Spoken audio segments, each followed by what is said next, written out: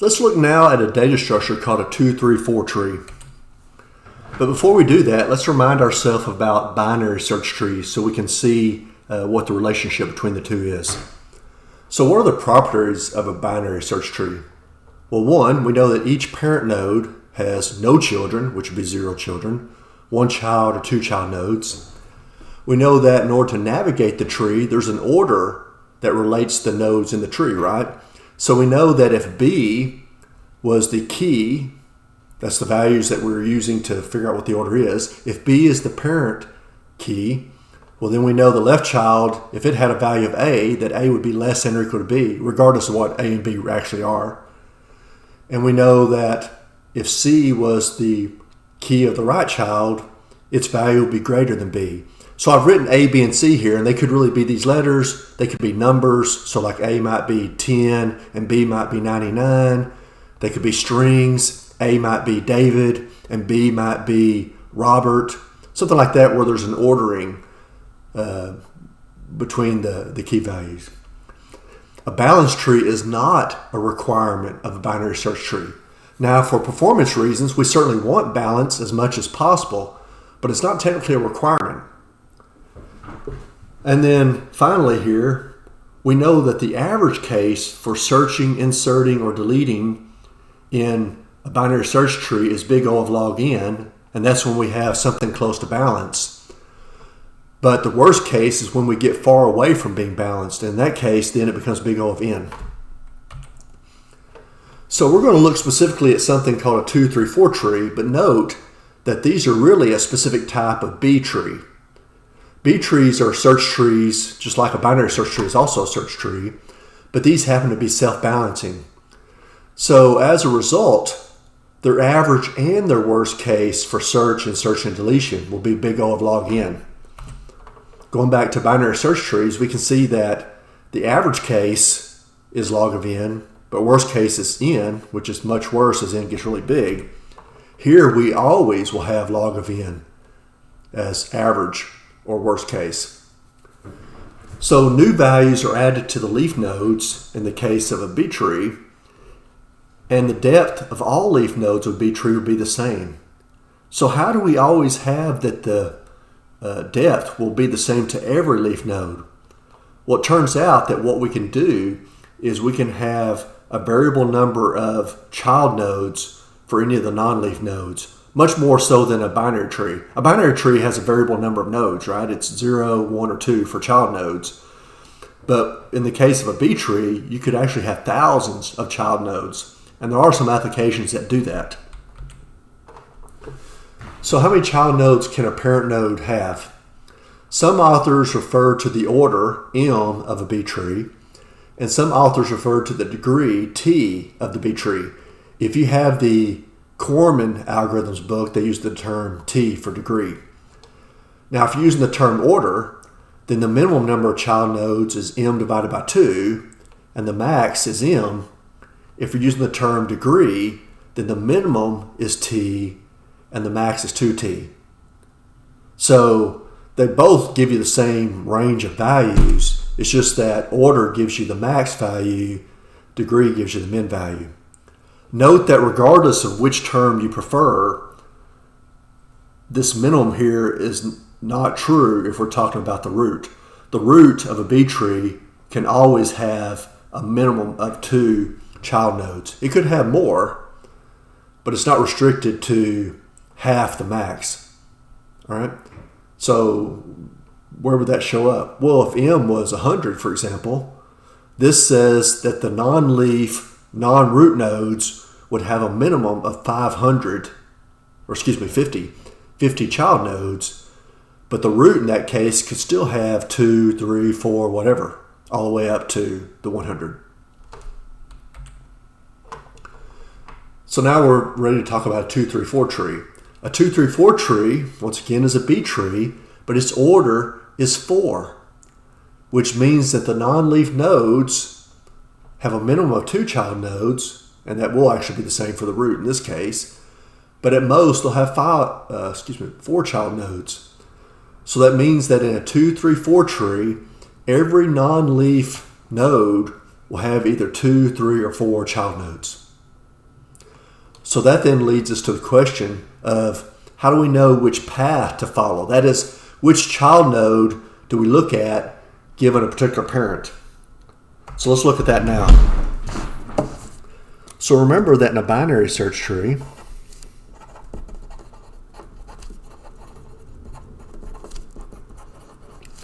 we have something like this. If this value is k, and this was b, and this was x, then we know that whatever these represent, whether they're the actual letters, numbers, strings, whatever, we know that b would be considered less than or equal to k, and we know that k is less than x, right? And also note here that we have one key and we have max of 2 child nodes.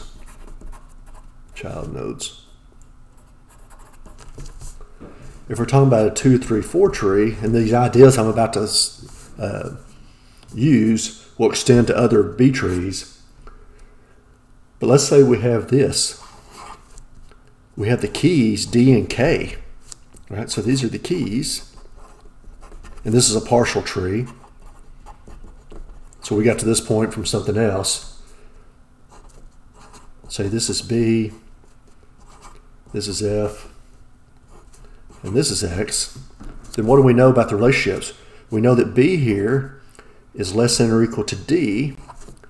We know that F is greater than or equal to D, or that is D is less than or equal to F. Sorry, this should be F, which is less than K.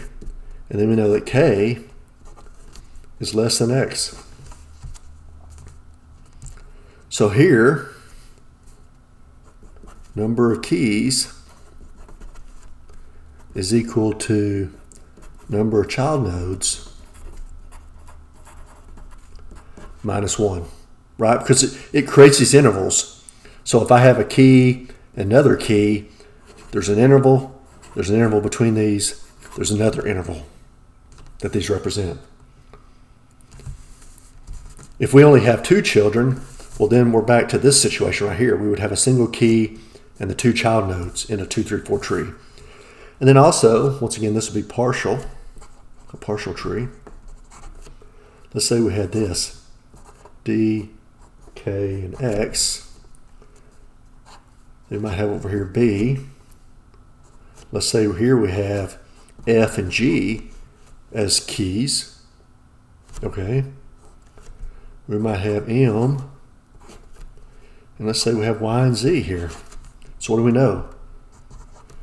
B is less than or equal to D. We know that D is less than or equal to F. Sorry, this should be G. I meant to say G here. Is less than K. And we know D is less than or equal to G, which is less than K. We know that K is less than or equal to M, which is less than X. And then we know that X is less than or equal to, or excuse me, just less than Y, and X is less than Z. Okay, so that's how we navigate between the values. So we work our way down to here, and so if I'm trying to place something, if I need to place W, for example, I come down here, realize, well, W is greater than X, so we move down this path to insert the W. And if I was on this example, say if I wanted to add the G, come down here, G is between D and K, so I'd follow down this path to add the G. All right? So I'm going to make another video that shows a full example. But let's look at some scenarios that we might encounter first. Because we said that what we want to do is maintain balance. So our trees will always be completely triangular. You know, that might be we have here with maybe 2 branches, and this maybe comes down to 3, and this maybe comes down to 2, and these are just values. But it will always be completely balanced, right? So let's look at this situation. Let's say we have a partial tree.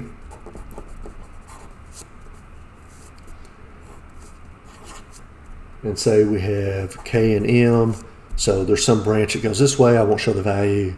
There's a branch that goes this value, I won't show the values. And then we come over here, and right now we have Q, S, and X. And this is a leaf, which means these would also be leaves. Okay?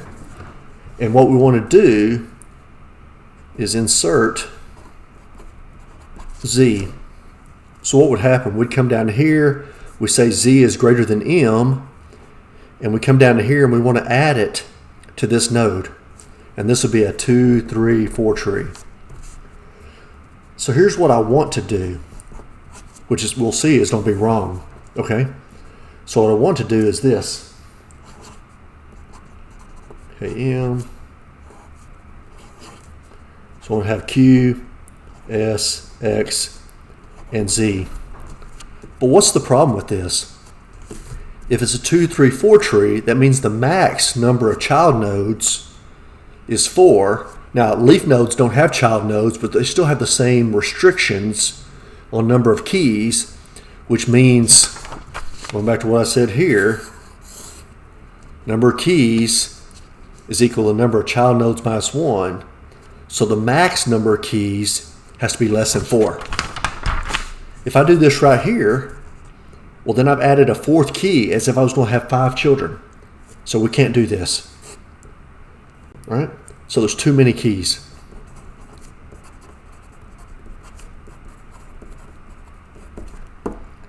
So what's the solution? Split the node. Okay? So instead, here's what I'm going to do. Before I add the Z, I'm going to do this. I'm going to go back and look at here. We have an odd number of values here.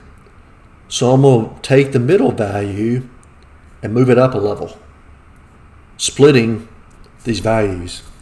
And when I do that, we still need to maintain these same relationships. So that means now we have this. KS is the one in the middle. Here's my S. We'll still have M. So we had these values here that were less than K. We still have those values. These values here that were between K and M. Or sorry, this should be M and S. These values are still between K and M. But we need Q to be before S and X to be after S. So here's my S. In fact, let me rewrite this to here.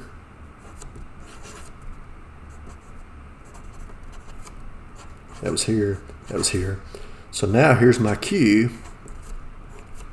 Here's my X. Okay?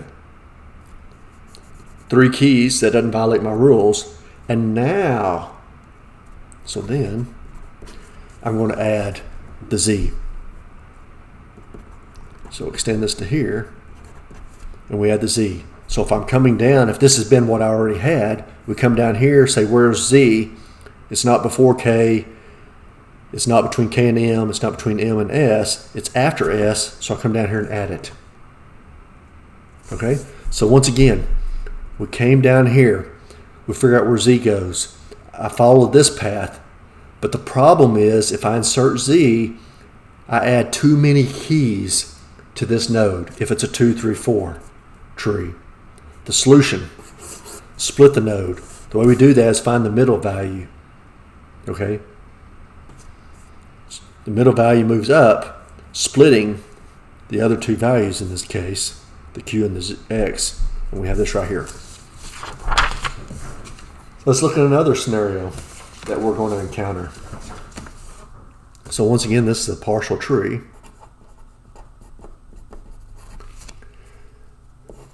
So let's say we have the actual values. I'll just put X's as placeholders. So we already have 3 keys here. So this will still be a 2, 3, 4 tree. So this is our max number of trees. Keys. And this then leads to another node that happens to already have 3 keys. And then say right here we have something that has 3 keys. Okay, and this is my leaf.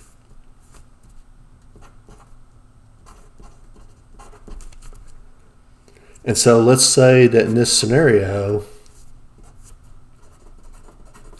add value to this node. That's what I want to do. But what's the issue here? Well, in part, it's the same issue I just showed you. Adding another key would make this have 4. So you say, okay, well, you just told me a solution to that. I split this, right, by taking this value here and moving it up. Well, when I do that, now this has too many. So what's the solution to that? Well, now I got to split it, which now makes this have too many keys. So now I got to split it, right? So splitting this child node means splitting the parent node, which means splitting the grandparent node. You can do that, but we're going to use a different method to deal with it. So, way to deal with problem.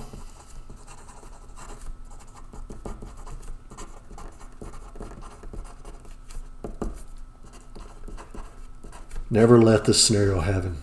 Never let this scenario happen. Okay? One of the things you'll learn, if you haven't already, when you're talking about algorithms or data structures, is that there can be lots of ways of doing what's considered the same algorithm. Like there's lots of different versions of quicksort, for example. There's different versions of, dealing with various trees. And there's different ways of dealing with B trees, or even 2, 3, 4 trees.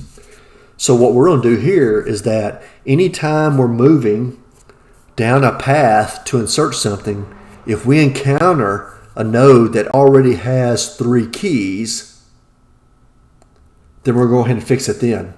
So we never would have had this situation where this and this already had too many keys.